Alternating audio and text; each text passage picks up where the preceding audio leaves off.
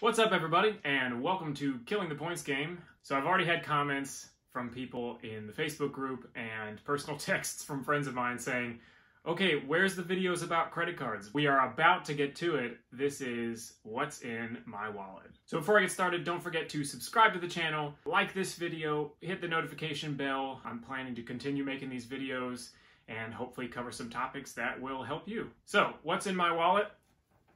Well, that's my wallet. It's about the only thing I can find to keep all the cards that I have organized. I guess I could choose to have one of those like bifold wallets. I'll put a picture in here of a buddy of mine who posted his picture on the Facebook group of his wallet. No judgments here. So let's get right to it. Chase is by far my favorite issuer of credit cards on the market. In terms of one platform that you can have a bunch of different cards that work in harmony, I find that the Chase Ultimate Reward points are the most valuable. They're the easiest to transfer. They are the easiest to use within the portal. Basically, in every way, I prefer Chase to every other issuer out there. I have 5 cards that I use that earn Ultimate Reward points, and I transfer them by means of the combined points tool in the Ultimate Rewards portal, all onto my Chase Sapphire Reserve. So starting with the first card that is probably most applicable to all of you or anybody looking to get a new credit card is the Chase Freedom Unlimited. The Chase Freedom Unlimited card has no annual fee. It gives you 1.5 Ultimate Reward points per dollar spent on the card. It's a blanket deal. Basically, anything you put on the card, you're going to get 1.5 Ultimate Reward points for. So in terms of like a good starting card or add to your wallet that can cover some of your bases that you might only be getting 1 point per dollar on other cards, this is a great one to at least get 50% extra. And then I'll get to later how when I transfer those points to the Chase Sapphire Reserve, then that actually makes those points worth 50% more. I also have the regular Freedom card. The Chase Freedom card has no annual fee. The regular Freedom card is a rotating category card. You get 5 points per dollar on basically any spend up to $1,500 per quarter on the categories that are being covered for that quarter. I can really maximize that and get 7,500 Ultimate Reward points over the course of that quarter. So next we get into a couple of the Ink Business cards. There are 3 Ink Business cards: the Ink Business Unlimited, the Ink Business Cash, and the Ink Business Preferred. The only card of the 3 that I don't have is the Preferred, and I will get to that later.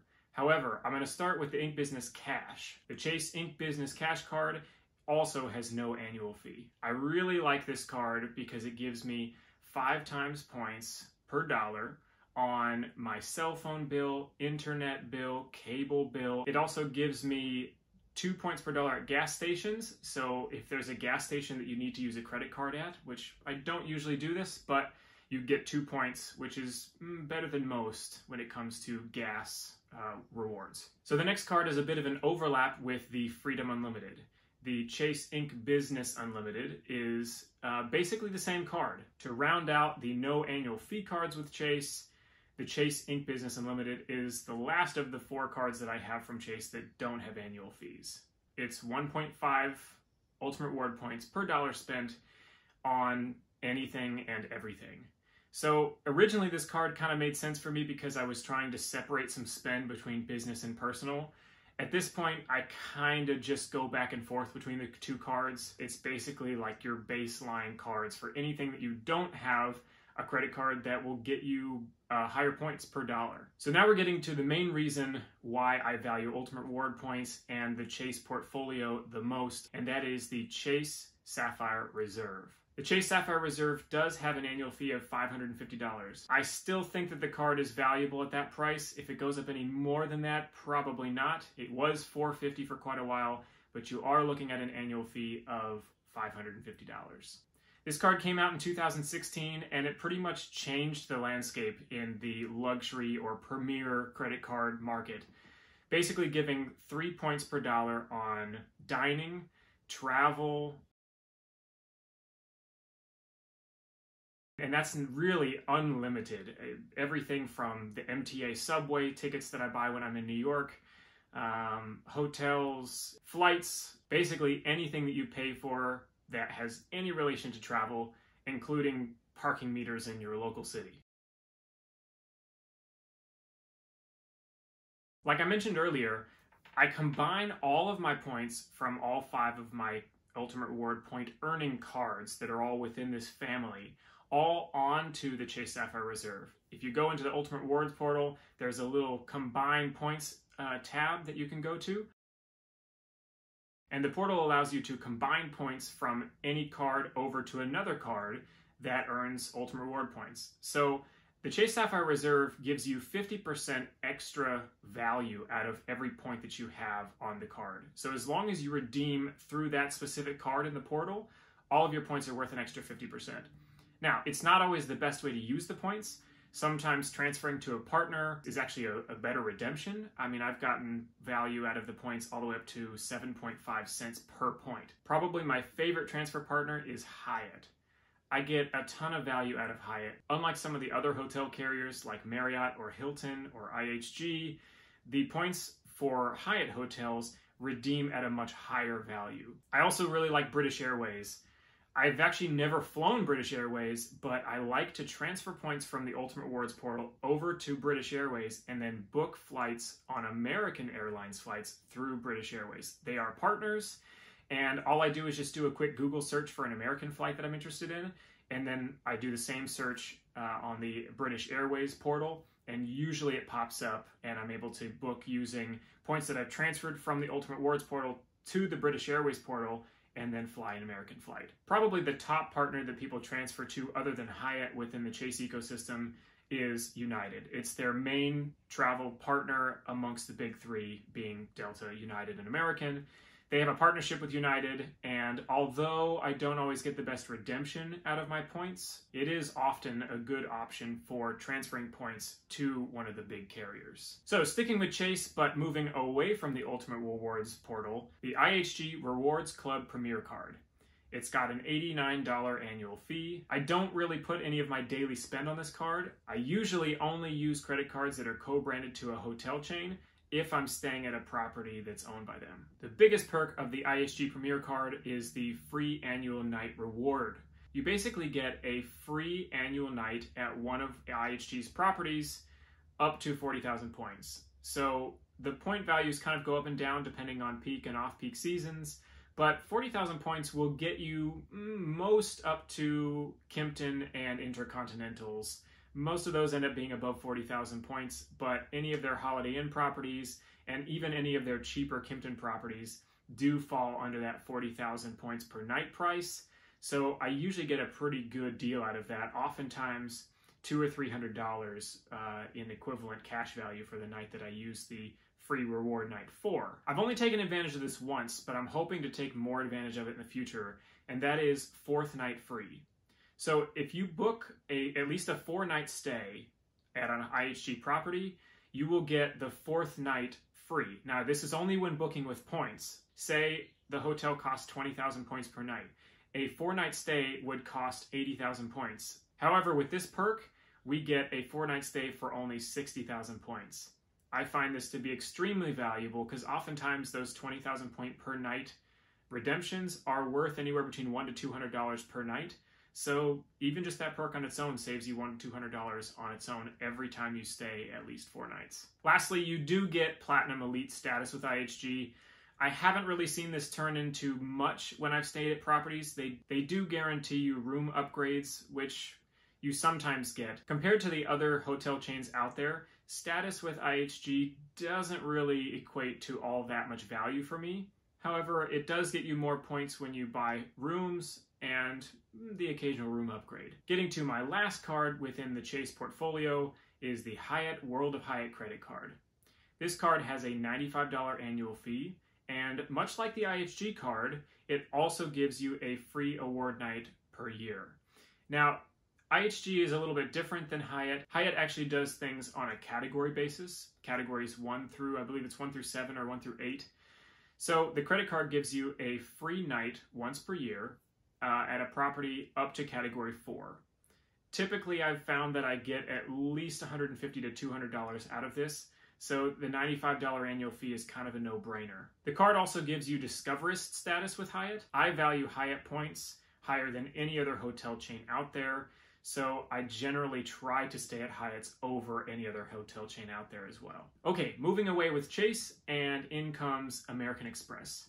I currently only have 2 American Express credit cards. I've had as many as 4 in the past. Right now I have the Hilton Aspire card and the Blue Cash Everyday card. Given that we were just talking about hotels, I will stick with that and talk about the Hilton Aspire card. The Hilton Aspire card is my second highest annual fee card in my wallet. It carries a $450 annual fee. The Hilton card also comes with a free night per year. However, it has to be on a weekend. They call it a weekend night reward. So it has to be either a Friday night, Saturday night, or Sunday night. However, the award night is largely unrestricted. The free weekend award night is really only restricting hotels that are all-inclusive resorts or a few very select properties worldwide. The card also carries 2 $250 credits per year. The first one is the $250 airline fee credit. So, like any of the cards that American Express has that you have an airline fee credit, you do have to choose your airline. So, I believe this last year I chose United. I was finding that I was flying United more. So, anything like checked baggage costs, food in flight, lounge access to the United clubs, basically any purchase that sticks within the guidelines, you will get back in the form of a statement credit within 2 or 3 business days. There is also a $250 resort credit.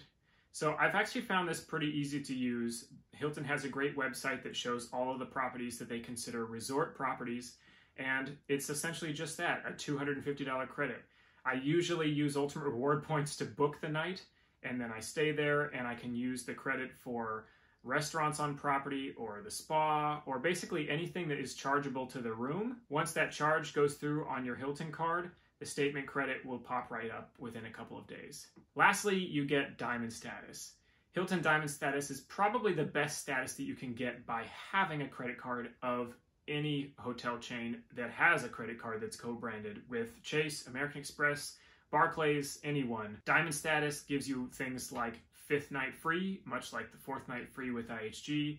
It gets you free breakfast for 2. It gets you room upgrades that happen just about every time you stay at the property. Honestly, anything that you can think of that a hotel might do to make your stay more enjoyable, Diamond status will get you. So my last comment about hotel credit cards is that I've found over the years that whenever you show up to a hotel and have the co-branded credit card that matches their hotel's brand, they typically treat you a little bit better. There's kind of this loyalty thing, and when you lay down your credit card that matches the hotel that you're at, as opposed to just any other card out there, they do seem to treat you a little bit different. And so I've found that having these cards that basically, after the credits, don't cost me anything, that it does make my stay more enjoyable, whether I've paid for the room or not. So my second and last American Express credit card that currently holds a place in my wallet is the American Express Blue Cash Everyday. The best perk that this card has is that it gets you 3% back, and this is actually cash back, not in the form of points, at grocery stores. So although I do occasionally use the card at grocery stores, I don't really use this card much at all. Essentially, I put a couple of monthly purchases on it just to keep the card active. So basically, the only reason that I keep this credit card open is that it's the oldest credit card that I have in my wallet. I've had the card for almost 10 years, and it really helps my age of credit. Age of credit history is one of the factors that affects your credit score, and although it's not one of the high impact categories, it is a medium impact category, and I'm working on making that better. So moving away from American Express and into Capital One, this is the last card on my list and the 10th card in my wallet. The Capital One Quicksilver card. The Quicksilver was the second card that I got after getting the Blue Cash Everyday card from Amex. Back then, I was more interested in cashback, so this card is also cashback, in much the same way that the Freedom Unlimited kind of rounds out the categories and gets you at least the 1.5 points back on all the categories that you don't have a card to get bonus spend on. This card also gives you 1.5% cashback on all purchases. So much like the Blue Cash Everyday, I only put one thing per month on this card just to keep the card active. I've had the card for a little over 6 years, and I'm using it as a means to increase my age of credit history. So in conclusion, my biggest point with credit cards is to find the cards that fit your spending. Don't try to fit your spending to the cards based on what you think you might like within the portfolios that each of the credit issuers offer. Make sure that you look for cards that have categories that fit your current spending. That way you don't adjust anything on your end. The only thing you might do is put more spend on a single card when you've just first signed up for it. That way you can get to the sign-up bonus threshold. Usually it's $3,000 or $4,000 that you have to put on the card within 3 months in order to get the sign-up bonus. So a lot of times I'll shift my spend all onto the new card and then re-diversify once I've hit that spending threshold. But I never try to alter my spending habits based on the cards that I have or cards that I might want.